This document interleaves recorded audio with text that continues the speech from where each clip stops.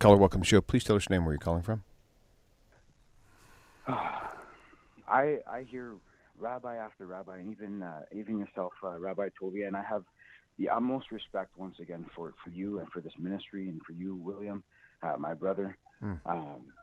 However, my question here, it might be a little edgy, so but I'm still going to ask it. I hear rabbis talk about the Jewish nation. I just want a little bit of clarity as to why rabbis, why the teachers of Torah today at this time continue to talk about the Jewish nation or being a Jew, part of the Jewish people. There's nothing wrong with that, in my opinion. But I see a different narrative, and I see different words, and I believe that words are very powerful and important, especially when it comes to the Hebrew text. Why did Hashem choose to use the word Israel and not the Jewish nation?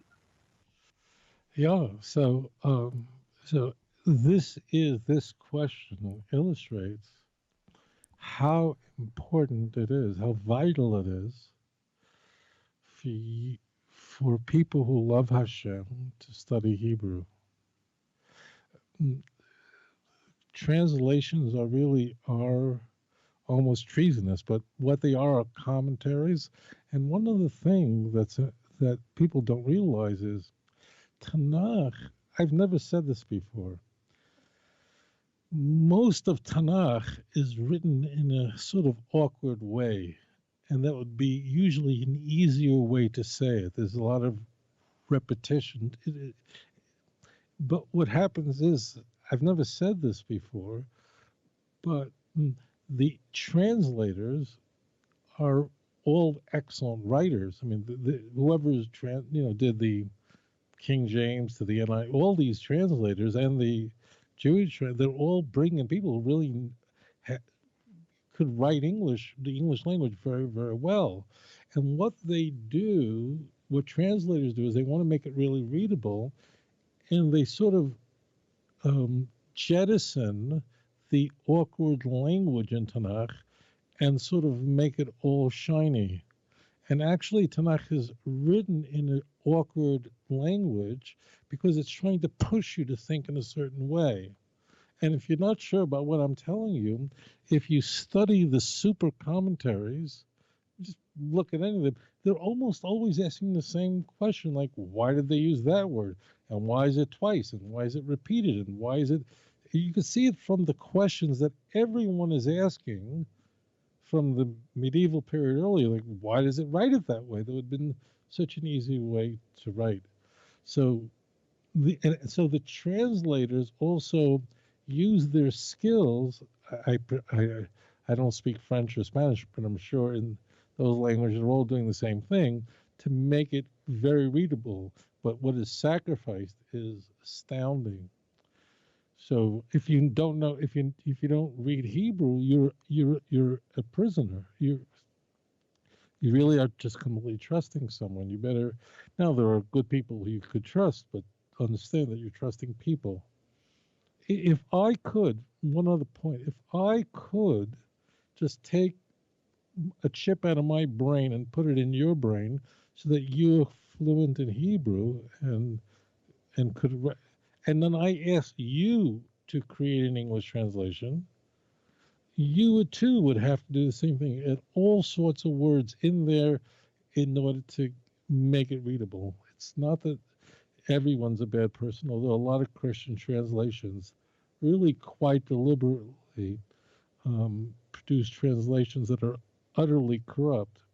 So let's get back to the point. We do have the word Jew all over Tanakh, and especially during and after the Assyrian Empire. In Zechariah chapter 8, verse 23, Zechariah lived long after the Assyrian Empire. In fact, Zechariah lived during the Persian Empire. So that means the Assyrian Empire gone, Babylonian Empire gone, and we have Zechariah. So by that point, you only have the kingdom of... Well, Zechariah actually lived in the Second Temple period, so that he was only one of three prophets that lived in the early Second Temple period. So there wasn't a king at that time. There was only a governor. But when he says the words that Koyamar Hashem Tzvois Bayom Ha'hemom Asher Yachaziku Asora Anoshim Mikol Lashonis Hagoyim, that 10 men of all the languages of the nations of the world, the Yachaziku Bechnaf Ish Yehudi, they will grab the shirt of a Jew. So it literally says a Jew. Believe me, if the King James can get away with not putting the word Jew in there, they'd be very happy. The word Jew is used in all over the place. And the word Jew doesn't only mean someone from the house of Judah, but every person who identifies a Jew is then called every person who is from the children of Israel after the Assyrian destruction of the north and most southern cities. Everyone then is called Jews. I know it sounds crazy, but it is. We find it even very early on when Rav Shaka is using the language of the Jews. It's there, and what's going on there is just off track, but it very much is there. And in fact, in the book of Esther, chapter 2, verse 5, Mordechai is referred to as an Ish Yehudi, a Jew who was from the tribe of Benjamin. So it's there. Now, the question is, why would someone from Benjamin be called Yehuda? So this traces itself back to a prophecy, in that when Jacob was on his deathbed, he then, they're often referred to as blessings that Jacob issues, but it's more than really blessings, but Jacob conveys on all the tribes their destiny and their role. Yehuda is given the greatest of all the blessings and the role of leadership. Why? Because he redeemed himself. Yehuda was not a perfect person. We could see that in many instances, famously in Genesis 38, but he finds himself and he becomes the leader of his brothers, and he steps in to save Binyamin. He doesn't watch the event that he could have walked away from, but he actually intervenes. He demonstrates that leadership.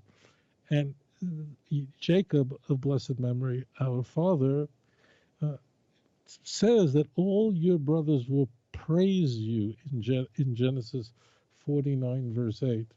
And Chazal always understands me that eventually the children of Israel will be name themselves by Yehuda, and Yehuda's name itself not only contains the ineffable name of God, but it means to praise, which encapsulates the core role of the Jewish people, is to praise Hashem and to raise up His name. So I just want to say that it's very important to learning the original Hebrew. It's not difficult. It's a small language. It's not this bloated language like English with ridiculous number of words that no one speaks. And as I told you, I want to drill into your head. Maybe not even 9,000 words in biblical Hebrew. And if you only know 900 of them, 10%, you'll understand 90% of Tanakh. It's mostly the same words over and over again. And it's a much easier language than English. I'm saying as a native Hebrew speaker, so you can, it's easy for you to say. It really is, because it doesn't have, just as an example, all you have to do is watch a spelling bee. You know, we have kids probably just out of diapers, and they're like competing against each other, and they're asked to spell words that no one ever heard of. And really, there's such a word. Hebrew is not like that. Moreover, in the English language, if you look at an English word, I want to drill this into your head that you've never seen before. Not only aren't you sure what it means, you're not even sure how to pronounce it. You know, if you're a native English speaker, you know that there are words, if you never encountered it before, you're going, well, how do you pronounce that? Well, in Hebrew, that just almost never happens. There are rules that are exceptions, but it's very rare. So, but in order to seize the Hebrew language, and it should be in you have to use it.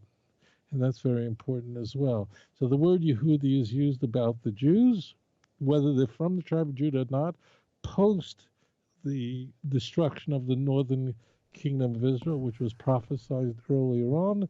Assyria, the Assyrian Empire, destroys not only the northern kingdom, but much of Judah, but it homogenizes nations so that peoples lose their national identity because they had a policy of just taking everyone from one land and moving them to another land. So don't buy the stuff from the past. I want to say this with love to the B'nai Noach who are listening to me, please. I want to just talk to you if you embrace the Jewish faith as someone who is among the nations. Please, please, please. This is not easy to do. When a person quits smoking, it's important to not hang out with smokers. If you quit drinking, don't go into a place where people drink. Don't. Stay away from. It's a whole culture. Do you understand? That means besides smoking and drinking being very bad for you, important to quit, it's very important to disassociate yourself with people whose understandings of Hashem are skewed. In fact, the book of Psalms opens with that message. Do not sit with Moshe Leitzim, scoffers, fools, people. Keep yourself poor. Embrace purity. It's such a darn shame that the church would violate that text in Psalm 2, verse 12. Nashku bar penyenav. Arm yourself with purity. Have a bar leva of a pure heart. So I want to say this, listen carefully. It is not okay for a former Christian to be studying from other former Christians or Christian Bibles. You have to really just, in the language of a prophet whom we adore, Isaiah, you have to wash yourself completely. Touch nothing unclean. Christianity not only has its substance that is full of spiritual carcinogens, but it has a culture that it's cocooned in that is so dangerous because you almost can't see it, like this virus that is plaguing the world, where you almost can't tell what's what because the symptoms are not easily identifiable. So you have to really ask Hashem, oh, would it be, Lord, that you would cleanse me of this mindset? Your mind should be in Torah. You should be only studying from proper rabbis who are recognized. Be very careful and immerse yourself in Torah. If not, you're kissing God through a towel. What am I going to say to you? If you're not reading in Hebrew, it's very, very big trouble. Big trouble. So the word Yehuda is used. It's prophesied that would be used, and we find it very much in the Tanakh, in the conversation with Rav Shaka, that wicked monster, that apostate Jew who joined the Assyrians, that filthy dog. He was screaming to the Jews in Yerushalayim in Hebrew, and they said, in the language of the Jews, he said, use Aramaic. So it's all over the place. But unfortunately, people get up and there's so much drivel in the world. Do I have another moment, William? Absolutely, yeah, sure, go ahead. By the way, the phone lines are fixed now, so go ahead. Okay, I just want to share this with you. I've been thinking about this the last few weeks. I am sure that the viewer, many of you, because of your career or because of that, you have an expertise in a certain field, right? Some of you are engineers, builders, mathematicians, physicians, lawyers. There's an area in your life that you just have an enormous expertise in, right? But you can't be an expert in everything, you know? So just think about that subject that you know a lot about, that you really are an expert in, right? Whatever it is. How often is it that you're sitting in a group among other people and someone just says something and you're going, you don't know if you're going to say anything, but you're going, that is just complete nonsense. I mean, think about whatever you're an expert in. You're an expert in, whatever, medicine, and you just hear someone just say something going, the guy doesn't know what you're talking about. How frequently does that happen? If you are a car mechanic right? You could take apart a car and put it back together again, right? And you're sitting around, people are just watching some show, whatever it is, and someone just says something about cars, and you're going, I don't know what they're talking about. Now, I want to ask you a follow-up question. How frequently does that happen? You're going to go all the time. How often is that someone really knows what they're talking about? Very rare. The exact same thing. I'm not an expert in everything, but there is a field that I am an expert in. I'm not an expert in other things. I can't tell you how often it is that I'm sitting there and someone says something, and I usually don't say it. It depends on the thing, but I don't want to embarrass anyone. I whatever. I have to handle every case. But I go, you have no idea what you're talking about. Now I don't say it because I don't want to embarrass, or whatever it is. How I deal each situation differently. It depends. How I want to ask you this, you'll get it. There is something very likely you are really an expert in. You really know your stuff about that, right? How often is it? How frequently does it occur that someone just says something that is just wrong, completely wrong? What, like 90% of the time? It's the same thing going on in Tanakh. People in the Jewish scriptures or Judaism, people just say stuff, and I'm going, I may say it to myself. I don't want to embarrass people, whatever. I'm at a Sabbath table, whatever it is. I may or may not say anything. I likely won't say it in front of others, and I want to make sure not to embarrass them. But that's what's going on. And moreover, we live in a Christian culture. We live, even I'm culturally, I'm an American. And I grew up in that world. So to me, the idea that Jesus never got married and had kids is just, well, I don't know, it's not. But it isn't. It isn't anywhere. You have to divorce yourself. Say, oh, Hashem, would it be? Get rid of that filth. There's a smoke that just clings to the clothing, that stench. You have to wash yourself, touch nothing unclean. You have to use not just a hand sanitizer, but a body sanitizer. You just got to divorce yourself from that world and all the ideas that are so frequently peddled in Christendom. Thank you for your thoughtful question.